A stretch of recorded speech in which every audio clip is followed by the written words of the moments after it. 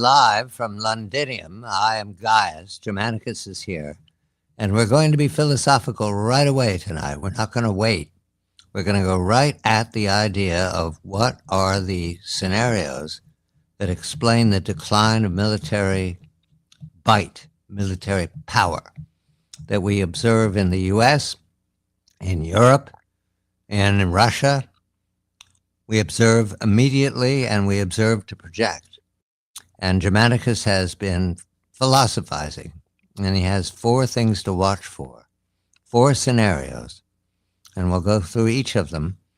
They reflect what we observed in the Roman times, our 1st century AD, because there was a transfer of power after Nero from general to general to general. It was very unhealthy, and it took some time to right the army and get rid of the troublemaking sons of Vespasian. However, here we are in the 21st century observing large militaries, very expensive militaries in America and China. And the lesson number 1 is the rapid and unexpected rise of a rival is a guaranteed discouragement to a military that thinks it's number 1. Germanicus, a very good example, comes to mind about what we could be talking about. What rival, and what does it do to the heretofore champion American army? Good evening to you. Good evening, Gaius. The overarching, as it were, proscenium to this whole problem of a rapid decline in military effectiveness has at its core success. So military that has become too successful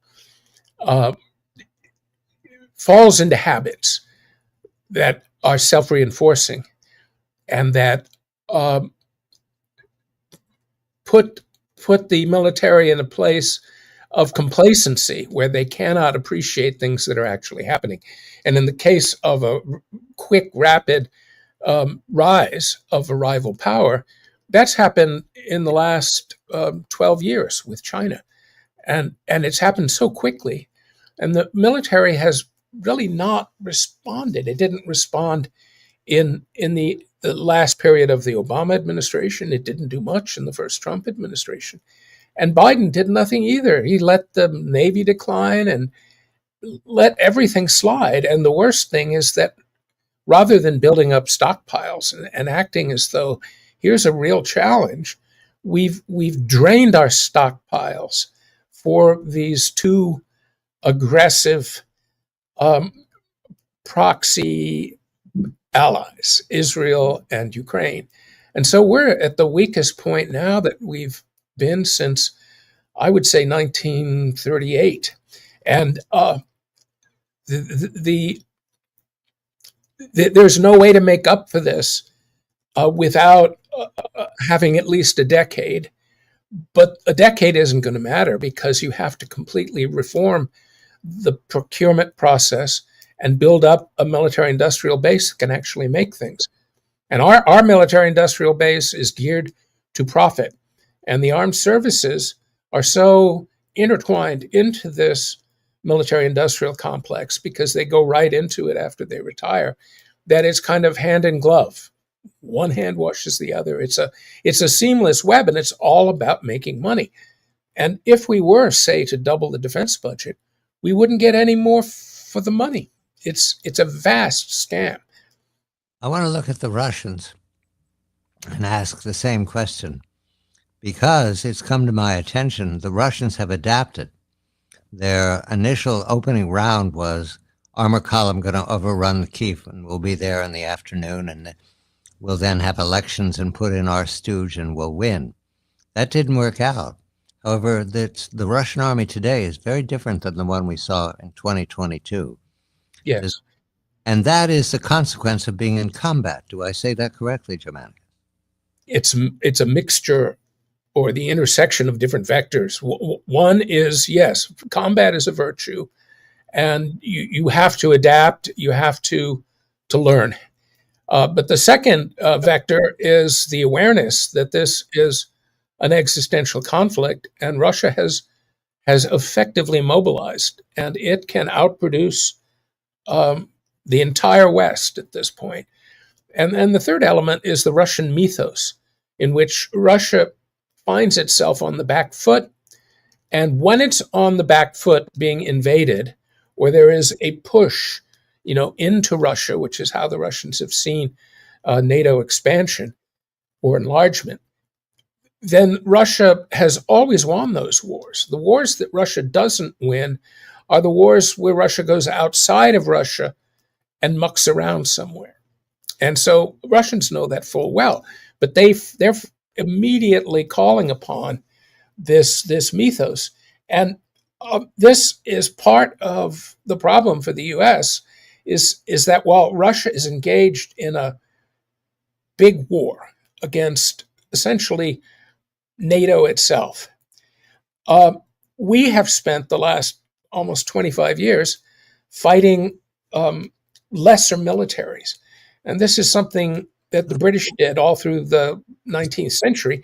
This is scenario 2. We're moving to scenario 2. Go ahead, Germanicus. Yeah, well, the essence here is that if you've been tremendously successful, and then your idea of maintaining your combat edge is to fight, what were once called primitive peoples or tribesmen, you're not gaining any real experience except for the fact that you can say you won all these victories against the Zulu or the Sudanese Mahdi or the Afghans. So the British fought the Afghans twice in the 19th century, and their wars were no more satisfying there than the one we extricated ourselves from so recently. And what happened to the British is that at the very end of the 19th century, they got into another conflict which they thought they could win easily against the Afrikaner nations, Orange Free State and Transvaal. And the Boer riflemen with their Mausers cleaned up on the British Army. And it's shocking because, we have had the same recent experience in Iraq, in Afghanistan, and the Navy recently with the Houthi. And we have found that we don't have any real military effectiveness if you define military effectiveness as the ability to set and achieve an objective, which we have been unable to do. The chumps would have been, let's say, the tanker war of the 1986-87, when the Iranians backed down from the fleet, and the second one would be 90-91, the Saddam Hussein war, in which we recovered Kuwait in 100 hours. Those are examples that misled the Pentagon. Your conclusion? Well, they reinforced the worst tendency of a highly successful military, and that's to take an incommensurate victory against a lesser foe or a pushover and pretend that is a transcendental victory. And how the Americans did that against Saddam Hussein was that every American expert, because I was on television all the time back in those days, every expert, including Ed Luttwak, swore that we would lose 10 to 20,000 dead going up to Saddam Hussein. I mean, it was embarrassing, humiliating, shameful, because we lost less than 150 people. And it would have been almost nothing if that Scud hadn't hit a U.S. military barracks in Saudi Arabia. The truth is that we've lived inside of our own legend, or what you might call a peak war legend. And we've been feasting on that legend and assuming that if we were gods of war for the last 100 years, World War II, et cetera, that we were that today. And of course, we always would leave out the fact that we were badly defeated by the Chinese in Korea in a campaign that saw hundreds of thousands of men in sneakers in the middle of winter beat the U.S. Army. And in Vietnam, we were beaten straight up. But we forgot that because we had this amazing ceremonial encounter in the desert against Saddam Hussein. And oh, it was such a celestial triumph. And, that happened back in the day in the 18th century. Frederick the Great created an army that could fight and defeat not just any other great army of any other great power, but a combination of two or three of them, which he did in the 7 Years' War. And the Prussians, they just feasted on their mythic reputation. And then suddenly, out of nowhere, at the end of the 1790s, came Napoleon. And they could see what Napoleon was doing in Italy against Austria. But they said, oh, those are Austrians, Austrians. And then, suddenly Austerlitz happens. And instead of saying, holy moly, they just said, oh, well, now it's our turn to show those Austrians and Russians how a real army fights. And they got schwacked in a single day in two battles. One battle in which the French had a third the number of soldiers that the Prussians had and completely defeated them. You have experience, Germanicus, at the U.S. Naval War College. Was the fleet self-aware that the successful pushback of the Iranian fast attack boats in the tanker war was fighting a chump inferior? No. Or did it see that as somehow a victory of the Cold War? Something bizarre. Well, the U.S. Navy is so wedded to the capital ship, and it has created a vision in which the capital ship is so far ahead of any possible competitorship that it is, again, like Zeus in Olympus with the thunderbolts. No one can stand up to it, and unfortunately, the carriers making strikes like they did for several years off of North Vietnam and the Gulf of Tonkin. That was the so-called Yankee Station. That only added to this sense that, oh, we can do anything. We can sail right up to the shores of North Vietnam and bomb the hell out of Hanoi and Haiphong. And the little spanking we gave Iran a few years later only was another testament. But that's part of the whole, beating up on people and not really doing anything but beating up on them and achieving nothing. And that's what happened with the Houthi. President Trump promised to have the Houthis, groveling at our feet in a month. Instead, we had to leave because we didn't have any more missiles, and we had done zero against them. Scenario 4, hollowing out of the military. That would be John Kerry declaring that the number one national security threat for the United States of America is climate change. I don't remember what happened after they said that. Did anybody laugh, or did the military salute and carry out a mission to defeat the climate?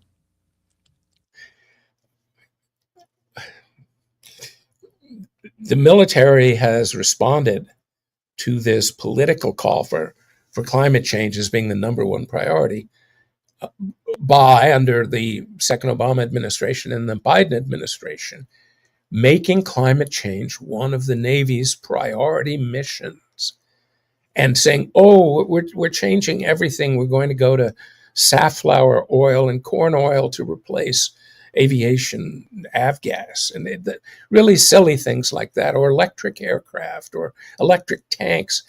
What happens with a very successful military, or a military that's decided that it can create a straw man of success from unworthy victories, allows a political leadership to say, oh, well, we can tinker with this military because they're so powerful that no harm will come from pushing our domestic agenda, our political objectives in American society, by using the military as not just a bellwether, but as a kind of vanguard party in Leninist terms, to push for transformation of American society.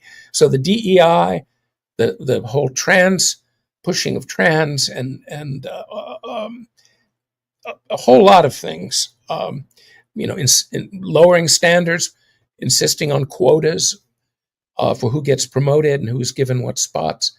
This demoralized the military, and recruiting fell precipitously during the Biden administration.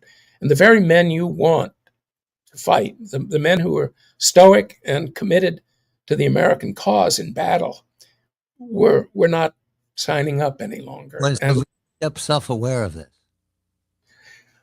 Pardon me? Was the leadership aware of what you're saying? The leadership? Well, there are two issues here. First of all, yes, they were aware of it, but it didn't matter because they thought they could still keep pursuing it because, after all, they were going to win in 2024, and who was going to stop them? And second, even if they entertained the thought that this was having a bad effect, it wouldn't matter because they didn't really believe that the U.S. would be engaged in a war. After all, when Russia initiated its special military operation, the U.S. responded by creating a proxy framework. And that proxy framework, I think a lot of people in the Biden administration thought was the template for the future, that this would be the way that America would fight its wars, so Americans wouldn't die in battle. So essentially, you just needed a ceremonial military that had authority by virtue of its presentation, its ability to orchestrate a tremendous theater, like an opera. Without a mission. No mission, right?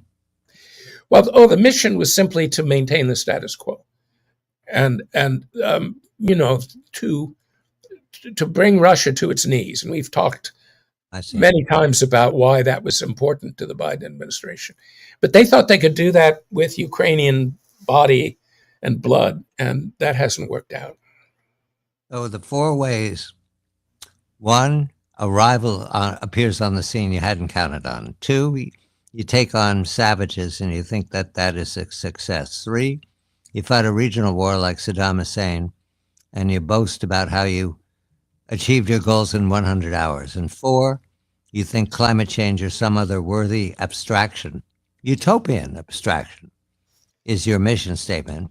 That'll guarantee the military we have now. Not enough ships, not enough welders to build ships, and no recruiting going on in any of the services. I think the Marines might have made their numbers, but I'm not sure. Well, numbers have bounced back since Mr. Trump got elected. But if I have one final thought is, and this goes throughout history in many militaries, is that it's easy to unravel the qualities that make a military great, and then a military that can win wars, even desperate wars. But once it's unraveled, putting it back together takes much longer, is much more difficult, and there is no virtuous commitment or motivation on the part of the political and military leaders, because they themselves have been the agency of its unraveling. So what profound commitment are they going to make to rebuilding it? Germanicus and Gaius in Londinium at our favorite wine bar with the Centurions on a beautiful summer's evening, reflecting on the decline of the U.S. military in 1945, ready to take on the solar system. In 2025, worried about the weather. We're going to turn to a question that floats above us. What's happened to experts? Where did they go? They were just here. Doesn't anybody want an expert anymore? This is the Friends of History Debating Society. I'm John Batchelor.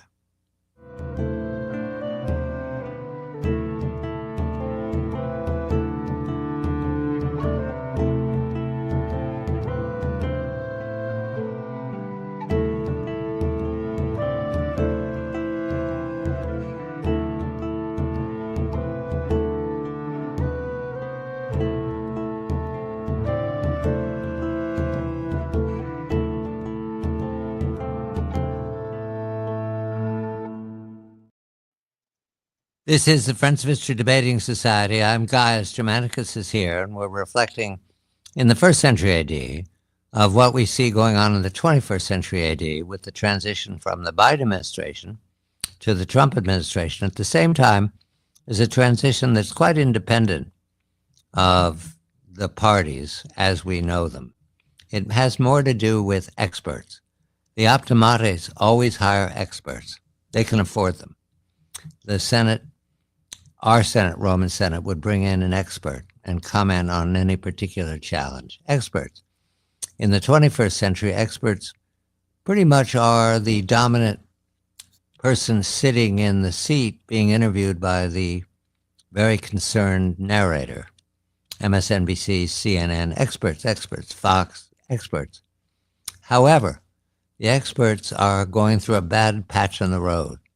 I learned from the Wall Street Journal that the Democratic Party, the home of experts, completely endorsed the power of reason. Nothing but 99% of all scientists say, that crowd. The Democratic Party is now seen as disapproved by 63% of the respondents of a poll done by the Wall Street Journal.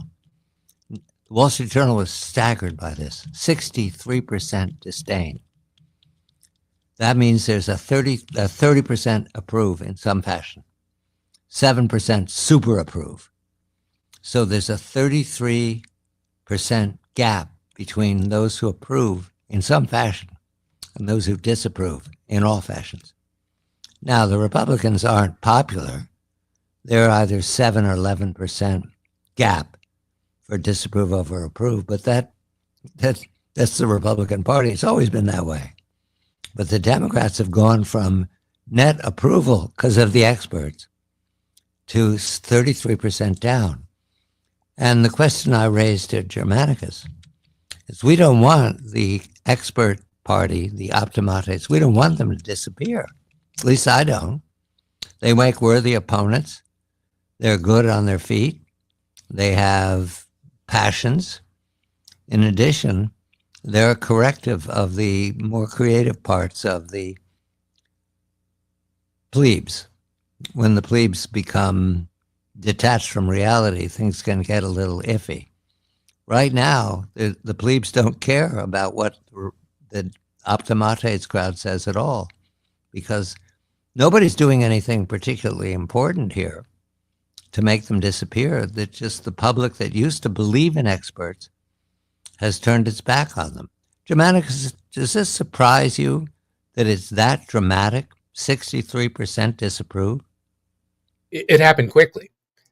What that would say is that the behavior of blue and the blue optimates above all helped to precipitate this loss of faith, trust, and confidence.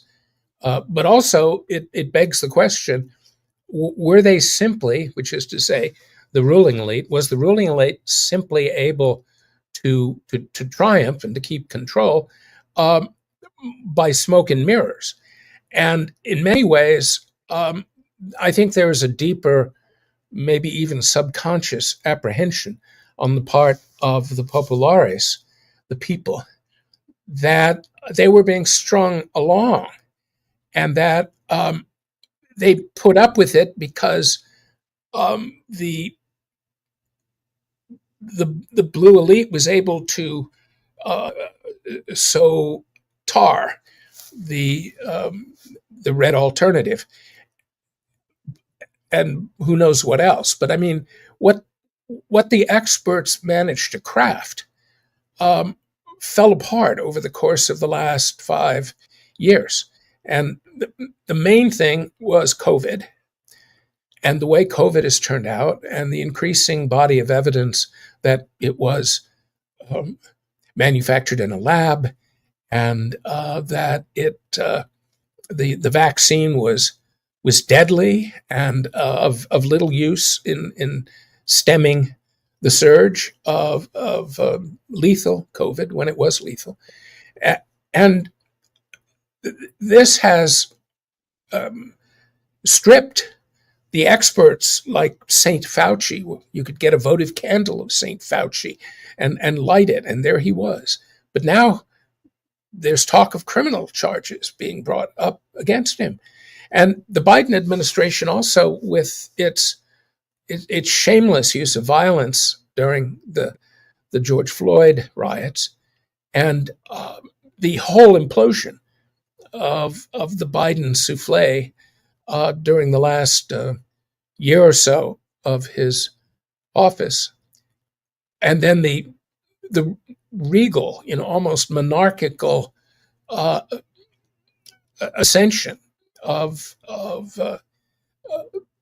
Ms. Harris as the successor without any Democratic input whatsoever, created a really bad taste. Everyone could see what was going on. And it didn't help them that their intense and endless, often violent persecution of Mr. Trump really soured with the American people. And they became angry, especially after the attempted assassination of the president. So there were a lot of things going on. You can add to that Gaza and Ukraine. And the real opponents of Gaza are Democrats.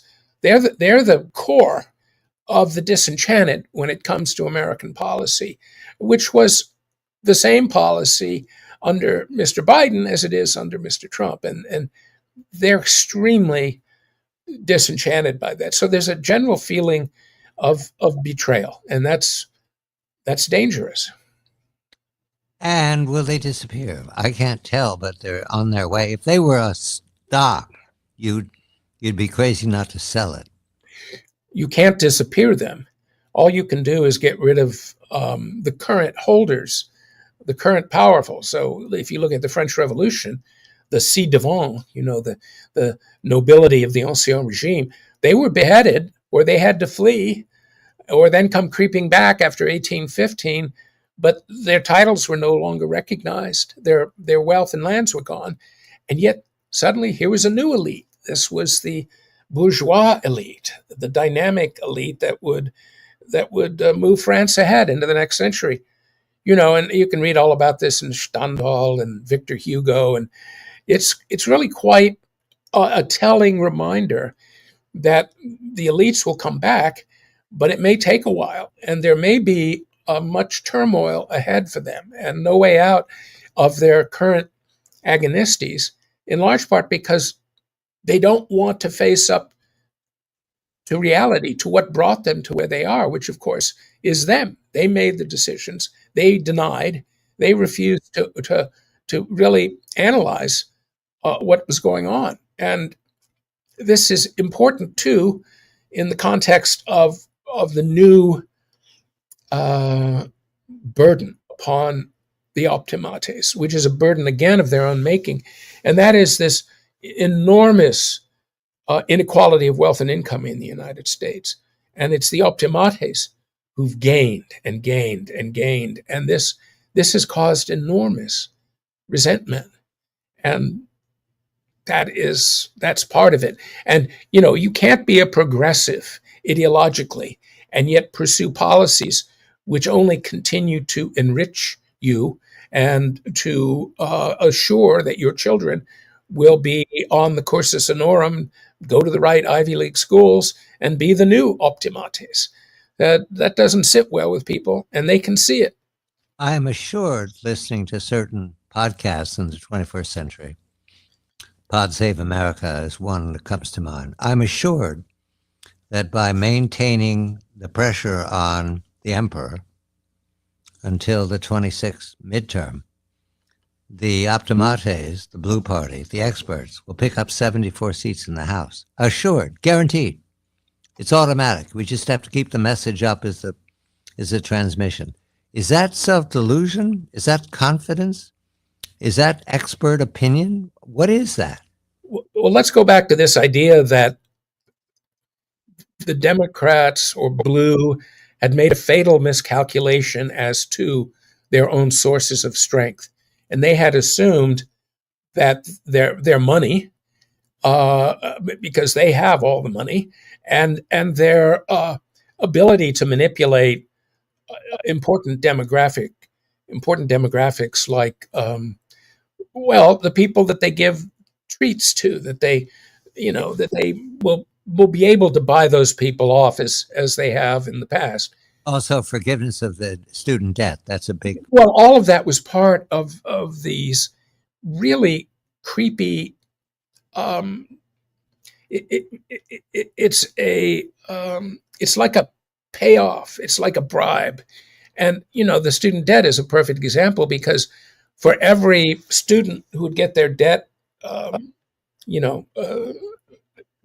zeroed out, there were others who paid their way through and were angry that Biden was trying to do this. I mean, they're living out. They're out of touch, and the money they have at this point can't buy anything back. They've had this enormously flatulent promotion called "No Kings," which actually sounds very Roman. It sounds like what the optimates would do, because the optimates in the later days of the Republic held up popular movements, what we call Greek democracy, in the ancient world. They held it up as the most evil path, because it would always lead to the rise of a dictator and the tyranny of the single leader. And this, in a sense, this is very Roman, because the optimates of Republican Rome were always saying that the big men, whether it was Marius or Sulla or the triumvirate, and ultimately, Caesar, they would destroy Rome because they would impose a tyranny.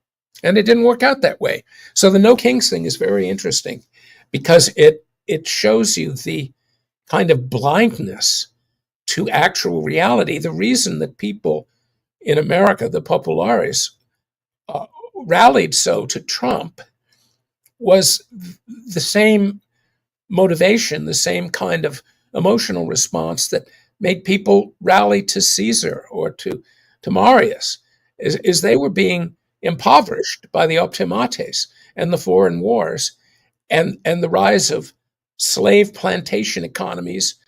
And they were the ones who were being zeroed out. And of course, they supported those powerful men, the big men, who could help them. And this is exactly the dynamic that's underway now. Germanicus and Gaius in our wine bar, a second cup of wine. It's time to turn to the Gracchi. They're advancing their cause these days, and it's quite surprising that they have an audience, not just in the United States, but in Europe and other parts of the world island. This is the Friends of History Debating Society. I'm John Batchelor.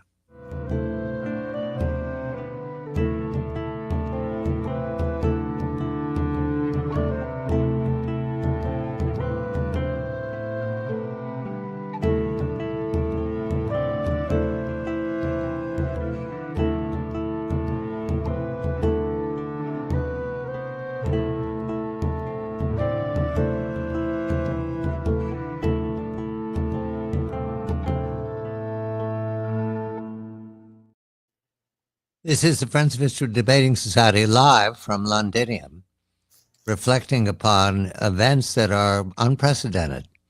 Movement away from experts? Well, we now turn to another one that maybe we should have anticipated.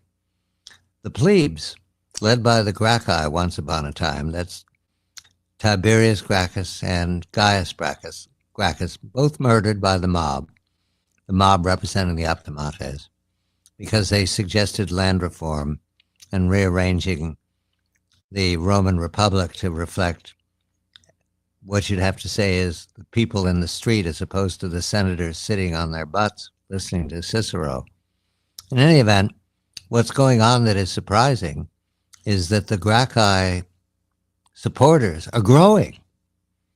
There are Gracchi supporters in Germany and Italy. Well, Italy is the government's there.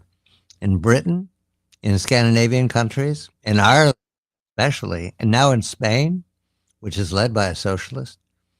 And the Gracchi agenda here it comes down to simply we've been invaded by people who we don't know, who we didn't ask to come to our country. We call this immigration. The Gracchi don't call it immigration, they call it invasion. There's some statistics that are surprising. For example, and I don't have expert opinion on this, I'm just repeating what the Gracchi are saying in the 21st century. 83% of the people under 18 in Belgium were not born there. 83%. In London and in other parts of the UK, there's a dominant Muslim culture that is quite disconnected from the English culture. And there are objections by the Gracchi supporters. In Ireland, there are more than objections. There are some immigrant hotels that have been set on fire and attacked, at least to hear the Irish talk about it. That's going on in Spain. It's going on throughout the EU, and the EU is led by experts who have no opinion of how to solve this. You could say that the immigrant problem is in America everywhere, and some people are pushing back, some people are not, but a major source of frustration is the way that the experts have handled it. Now, there are other aspects of being the Gracchi. Land redistribution, yes, and wages, yes, and bringing the factory floor home, yes. But I'm going to just feature what's going on in Europe, not in America, in Europe. Nothing to do with the emperor, our emperor, and entirely to do with their own system, and they don't like it. The Germans have never liked it, but all of a sudden the Spanish don't like it. Scandinavians don't like it. The Irish don't like it. Germanicus, I know there's nothing surprising about this, but it's that I wonder if it is part of the understanding that the so-called right wing is now in ascendance. I wonder if the experts have come to that conclusion.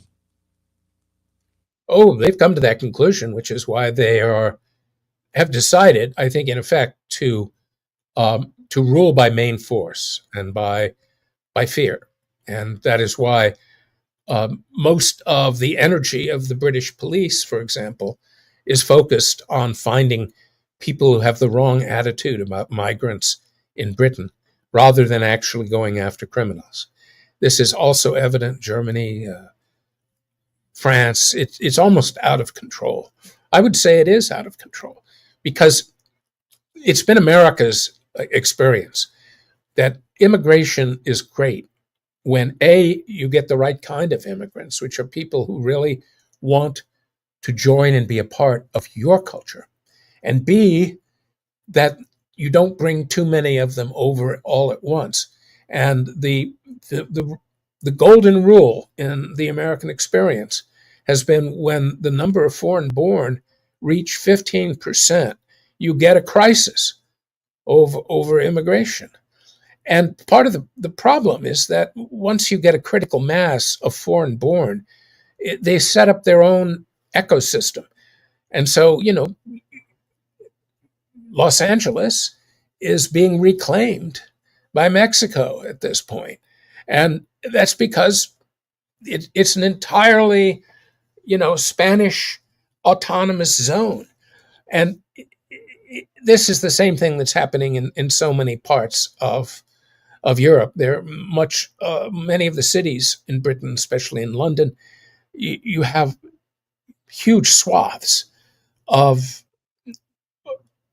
all Muslim with Sharia courts and running the city councils. Marseille, for example, is a completely Muslim city. It's reaching that tipping point, and people are freaking out. And because the voice of the people threatens the control of the European optimates, which is a far more rigid and controlling ruling class than the optimates in the US, amazingly enough. They're quite prepared to use main force to control their own people and oppress them. And what is to be done? We see the Gracchi advancing the Gracchi supporters. The Gracchi themselves have been murdered several thousand years ago.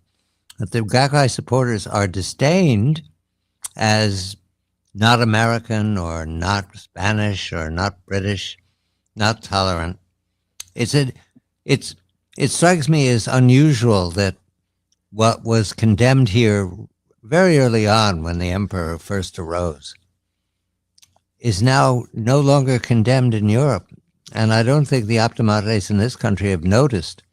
They treat it as if it's some kind of, oh, well, they have that word left over from us, the fascist, Yes. of sticks.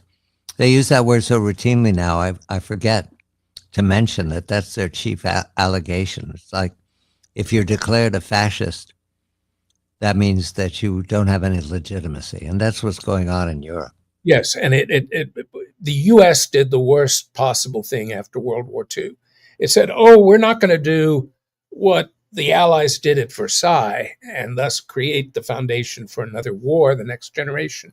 Instead, we're going to have a kind of cleansing of the mind, and we're going to outlaw certain things." And basically, they created a set of taboos in politics that has had the effect of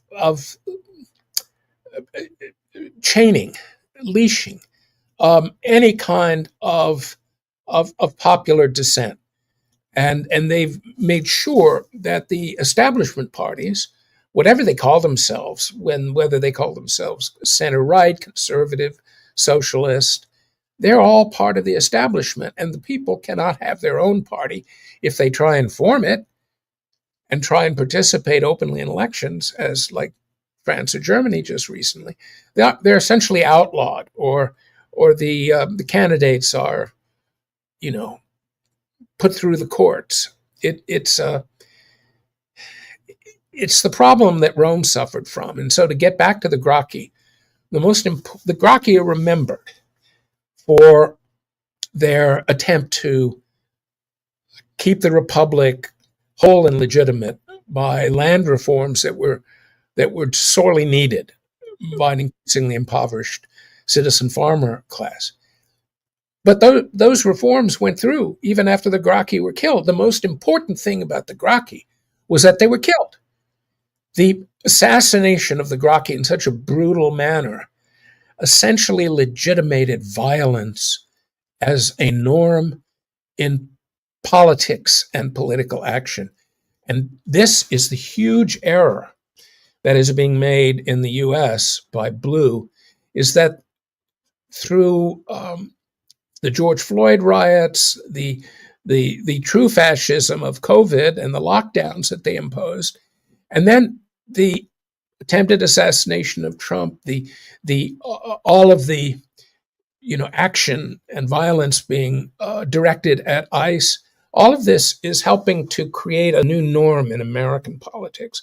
And so I think they're losing on two levels, which may bring this back to our original discussion. This may explain why their popularity has eroded so quickly. Because first, their experts have been revealed as manipulative sham. And at the same time, they've created a kind of violent context for the exercise of politics that at some point will lead to people taking up arms. This is one reason that Europe, of course, has such intense gun control, is because there's no way in which the people can rebel. There's no armed rebellion in Europe. And so in the US, on the other hand, you have a highly volatile situation. And by legitimating violence as a norm in politics, we're going down a really treacherous path into the future. Germanicus is Michael Vlahos. Gaius is John Batchelor. We're in Londinium. It's a pleasant summer evening. We reflect on, quite surprising to me, the advance of the Gracchi supporters and the disapproval, disdain, dismissal of the experts who've been ruling in the 21st century, as far as I can tell, quite confidently until now. But the numbers, maybe they lie. Maybe this will all reverse itself momentarily. It hinges on the experts waking up to the fact that they're not being listened to. I don't know if they can do that. It also hinges on the optimates recognizing that the Gracchi have a point, that calling them names and pointing fingers is not the same as actually engaging with a philosophical argument that makes sense. How is it that you can have a country called the United Kingdom and is being dominated by people who were born in fill in the blank, south of the equator? That's not the United Kingdom. It's something else. Perhaps it's the future. In any event, we're on to, I'm told, you will like this, Germanicus. I'm told there are going to be scenes from The Birds tonight, Aristophanes' The Birds. That sort of passes as a comedy, sort of. It's just scenes, building a city to the sky to intercept sacrifices for the gods, that sort of thing. Very abstract Greek thinking. I'll do the best I can to stay involved in the play. The chorus is always entertaining. This is the Friends of History Debating Society. Of course, we'll sacrifice to the god Augustus on our way to the theater. And thank you very much for listening to us live from Londinium. I'm John Batchelor.